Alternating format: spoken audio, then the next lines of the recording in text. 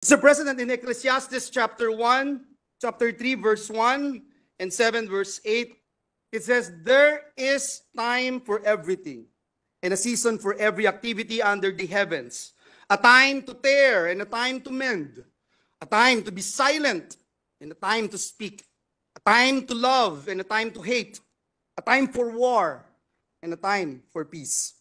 Mr. President, I rise on a matter of personal and collective privilege. And let me also begin by quoting Proverbs chapter 22, verse 1. It says there, "A good name is to be chosen than great riches." Pinalaki po ako, Ginoong Pangulo, ng aking mga magulang sa bersikulong ito sa Biblia, na pinakamahalaga ang malinis na pangalan, far more important than gold and silver. Napakahalaga na maintindihan na ang pagkakasala sa Diyos ay mas masahol pa sa kahit anong kasalanang pwede mong magawa sa iyong kapwa-tao. Every first grader, every Sunday schooler knows that liars go to hell. Simulat sa Paul, malinaw po ang ating pamantayan, Ginoong Pangulo, maging tapat sa pagkakatawag at paglilingkod natin para sa Diyos at bayan. Kaya ngayong araw pong ito, kasama po natin sa bulwagang ito, ang aking mga kaibigan, itinuturing ko pong pamilya, mga ate, kuya, nakasama po natin, at sila po, Ginoong Pangulo, ang mga buhay na patotoo, buhay na saksi kung paano natin isinabuhay ang pamantayang ito. Ito rin po ang dahilan kung bakit tayo tumatayo ngayon, sapagkat hindi lang po dinudungisan at niyuyurakan ang ating pangalan at pagkatao, kung hindi higit po sa lahat, ang institusyon na minamahal nating lahat, ang institusyon ng Senado ng Republika ng Pilipinas. Ginoong Pangulo, mayroon pong naninira, pilit na ibinabagsak, iniinsulto, at inaalipusta ang mga miyembro ng Senado, maging ang ating pinakamamahal na institusyon. Let me set the record straight, Mr. President. At para po mas madali, true or false na lang po tayo sa mga paratang ng pinuno ng pinakamakapangyarihang komite sa Kamara de Representantes, ang may hawak ng budget, ang House Committee on Appropriations, na walang iba kung hindi itong party list representative na Zaldico. Unang paratang po sa atin, Ginoong Pangulo, may kaso daw po tayo sa Ombudsman. True or false? Ang sagot, false. Ang pinag-usapan ng gawa-gawang reklamo noon, isang sulat po na mula sa ating opisina. Ito pong gawa-gawang reklamo noon ay katawa-tawa sapagkat ang ginamit po, kung po pwede po natin ipakita, na font ay Comic Sans. Yan po ang ginamit na font, pang-comedy po. Ang letterhead po na ginamit ay Buhay Party List. Mr. President, the last time I checked, ang tatay ko po, hindi po si Brother Mike Velarde. Ngunit mahal ko po siya.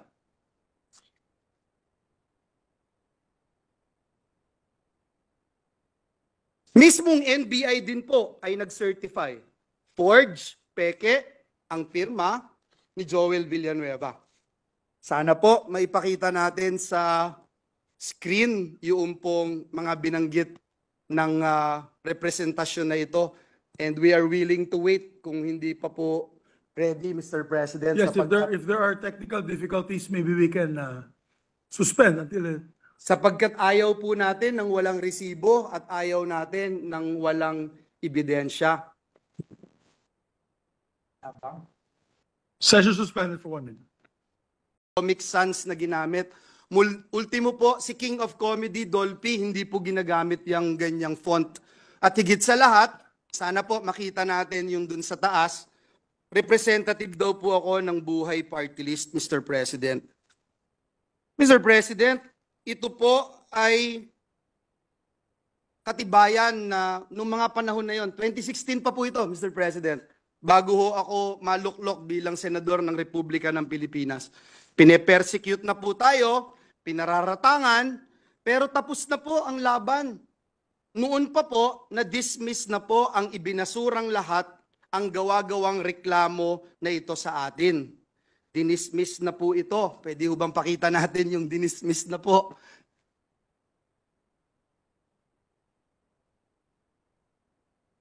Mr. President, 2019 pa po, dinismiss na po ang kasong ito na ipinaparatang sa atin.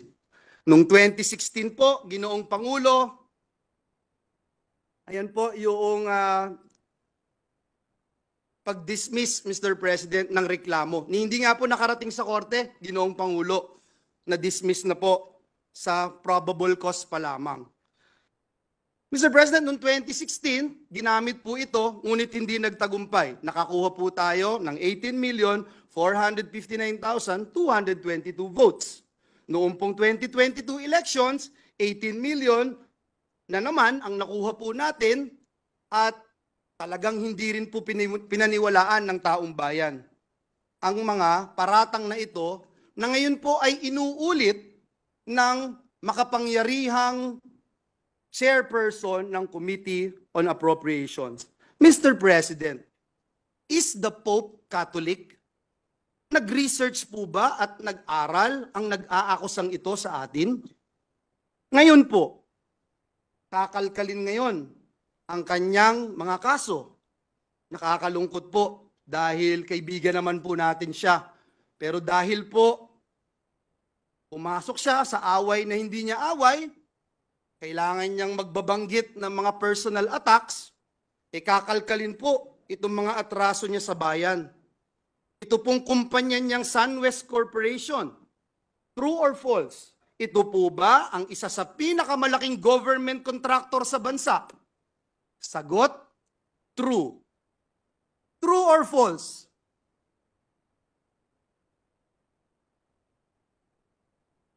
Ang korporasyon po ba niyang SunWest Corporation ay kasama dito sa kontrobersyal na Farmally case dito na inimbestigahan sa Senado na kasuhan ng Senado? The answer is true. Kasama din po ba ang kumpanya niya dito po sa kontrobersyal na DepEd laptop scam? Ang sagot po, true. Pinakakasuhan din po ng Senado ang kumpanyang ito. Napakadami pong BIR cases. Madali po maghanap, Mr. President. Madali po kuhanin ang panig ng mga taga-BIR.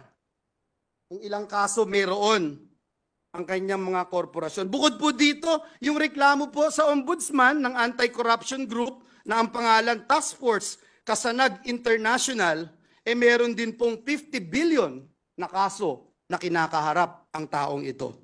Mr. President, kung maglalabas po kayo ng baho, Mr. President, dapat naman siguro maligo ka muna. Ang masaklap po, Ginoong Pangulo, sa kabila po ng track record na ito ni Mr. Zaldico, ang masaklap po, inappoint po siya ng Kamara de Representantes bilang tagapagbantay ng kaban ng bayan. Si Dracula, inappoint mo bilang tagapagbantay ng blood bank ng bayan. Wow, Mr. President. Kailan sa kasaysayan ng bayan natin nangyari ang ganitong pagkakataon?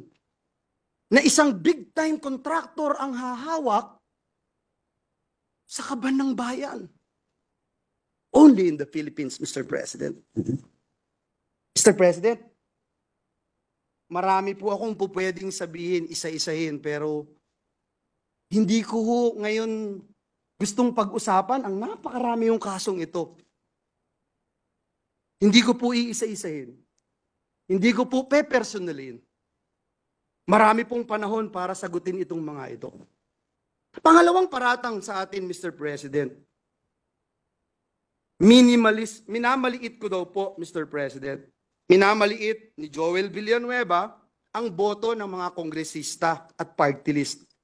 Sagot, true or false? False. Mr. President, Utang ng buhay kong ito ang pagiging miyembro ng Kamara de Representantes. Paulit-ulit ko pong sinabi sa bulwagang ito, hindi ko mararating ang anumang tagumpay na narating ko sa buhay ko kung hindi po ako naging miyembro ng Kamara de Representantes. Marami po akong namimiss, Mr. President, na miyembro ng Kamara. Mahal na mahal natin.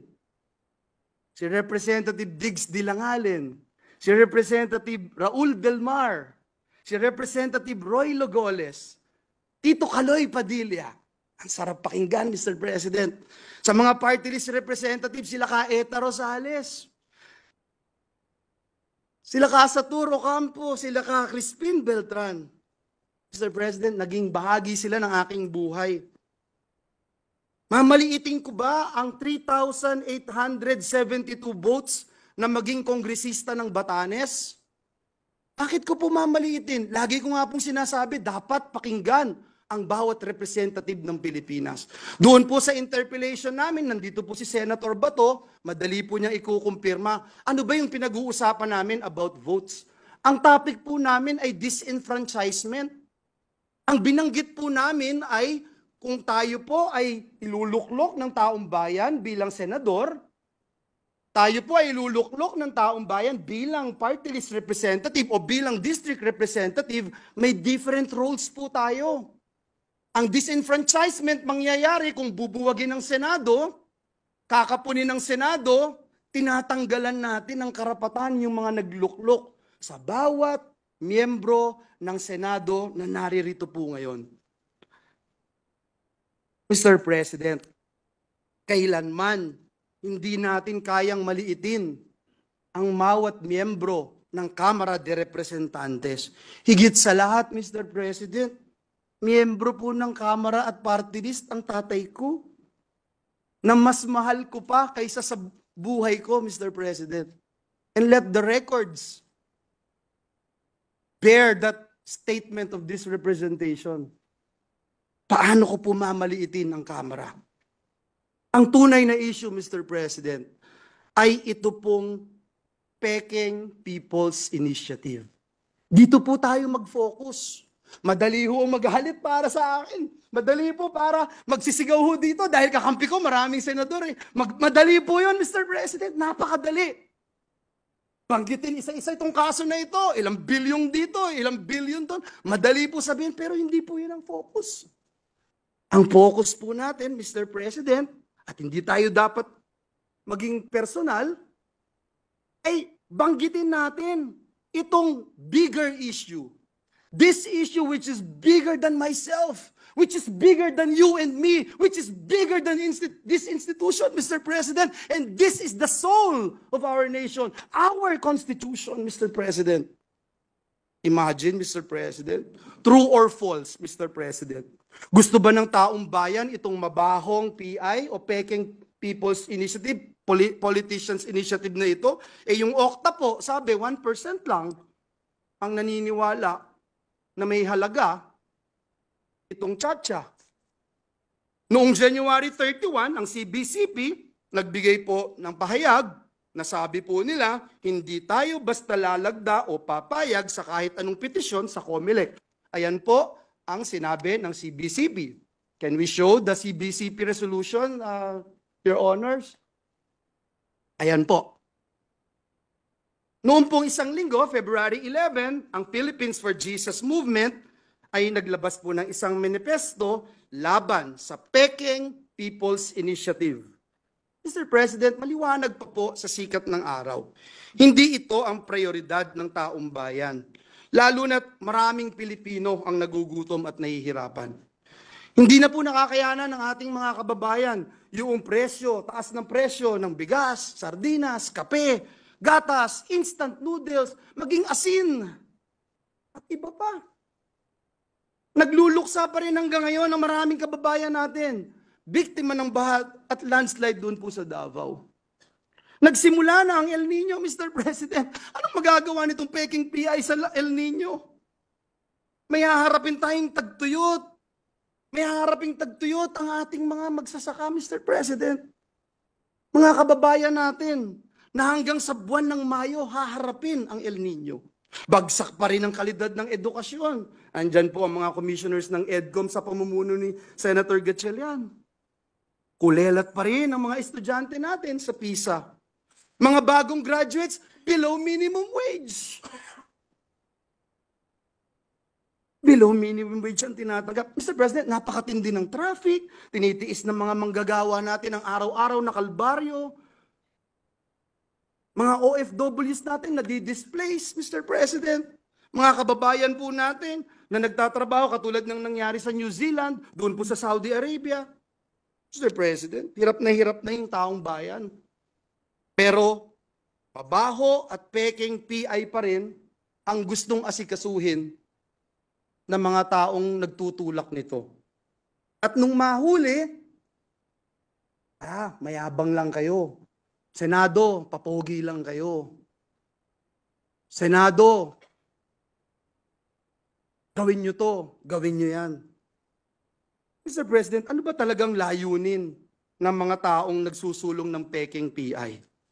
Tanggalin ang Senado sa napakahalaga at napakasagradong proseso ng pag-amyenda o pagrebisa ng ating Constitution. Is this true or false? True, Mr. President, ang sagot. Iyan po ang nakalagay sa pinapipirmahan nila. Mr. President, may nanununog ng bahay natin, nahuli natin, may dalang sulo, sinusunog ang ating mga poste ng bahay natin, at nung mahuli natin sila, sa halip na magpakumbaba, sa halip na aminin na sila'y nagkamali, sila pa po ang galit, Mr. President. Sila pa po yung nambubuli. Nung mahuli po natin, ayaw pa rin pong umamin sa kanilang kasalanan. Sa halip po, minumura tayo, tinitira tayo ng below the belt, kesyo pangit tayo, mayabang tayo, etc. Sila pa ang galit at sabi pa sa atin, hoy, pagluto mo pa ako. Hoy, next week, ipasa mo to. Mr. President, hindi ho punching bag ang Senado. Naniniwala akong hindi tayo papayag maging punching bag, Mr. President. Sa mga kababayan po nating nanonood ngayon,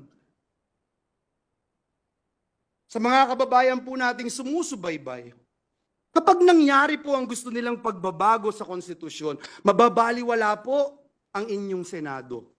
At mas magiging madali ng magpalit ng konstitusyon kaysa magpalit ng pangalan ng kalye. Ito po ba ang gusto natin dito sa Pilipinas? Uulitin ko po. Gusto nilang buwagin at tanggalin ang boses ng Senado samantalang hindi mabilang ng mga landmark legislations na tinrabaho ng mga miyembro ng Senado. Uunahin ko na po kayo, Senate President, yung Bangsamoro Organic Law. Kung wala po kayo, hindi ko kayo nagsulong nito, hindi ko magiging batas ito. Si Senator Loren Legarda, kung hindi pinangunahan itong Clean Air Act, Clean Water Act, Ecological Solid Waste Act, may mangyayari po kaya? Si Senator JB, kung wala, may Universal Healthcare Act kaya? Si Senator Risa, kung wala, may Expanded Maternity Leave Law kaya? Mr. President, si Senator Angara, meron kayang Tatak Pinoy, may Regional Specialty Centers.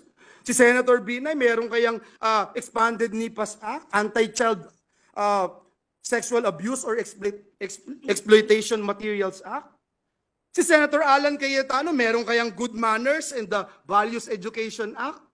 Meron kayang Bayanihan to Heal as One Act. Meron kayang Bayanihan to Recover as One Act na isinulong ni Senator Alan Cayetano. Si Senator Pia Cayetano, meron kayang Reproductive Health Act, may Cheaper Medicines Act, meron kayang Sin Tax Reform Law, etc. Si Senator Bato, meron kayang BFP Modernization Act. At just recently, itong PNP Reorganization Act. Si Senator Jinggoy, kung wala, meron kaya itong Strengthening Professionalism and Promoting the Continuity of Policies and Modernization Initiatives in the AFP. At higit sa lahat, mamaya itatakel na natin yung pagtaas ng sweldo ng mga manggagawa. Kung wala si Senator Win, meron kayang Excellence in Teacher Education Act. Kung wala si Senator Bongo, meron kayang mga malasakit center sa Pilipinas. Kung wala si Senator Grace po, meron kayang amendments to the Public Services Act. Kung wala po si Senator Bong Revilla, meron kayang Teaching Supplies Allowance Act? Wala si Senator Tolentino, meron kayang resetting itong mga nangyaring kailangang eleksyon at itong mga paglilitis at pag-iimbestiga ng Senado sa mga anomalya na nangyayari sa ating bayan? Kung wala si Senator Amy Marcos, anong kayang amendments to the Foreign Investments Act? Mr. President, I can go on and on and on, Mr. President.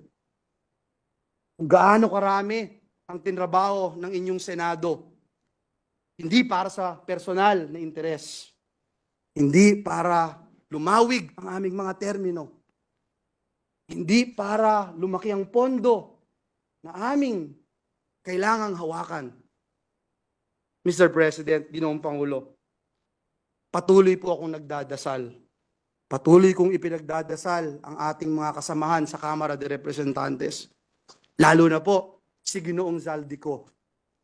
Mr. President, kung ayaw niya pong maniwala sa akin, i-quote ko na lang po yung sinabi ni Speaker Martin Romualdez, "Don't throw stones if you live in a glass house." Yan po ang sinabi ni Speaker. Sana po marinig po ng ating mga kasamahan.